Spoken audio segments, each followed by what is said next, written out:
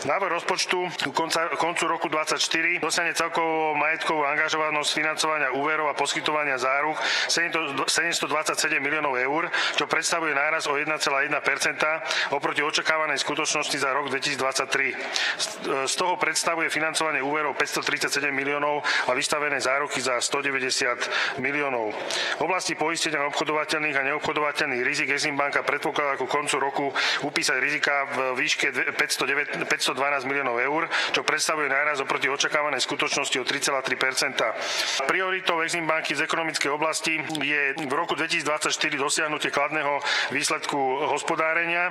Rozpočet predpokladá prevádzkový zisk pred opravnými položkami s rezervami v sume 24,5 milióna eur na rok 2024. Uvedený objem prevádzkového zisku v roku 2024 je výsledkom plánovaného nárastu výnosov z obchodných aktivít a tiež prevádzkových nákladov. Tu Exportno-importnej banky Slovenskej republiky na rok 2024 návrh je uverejnený ako tlač 120.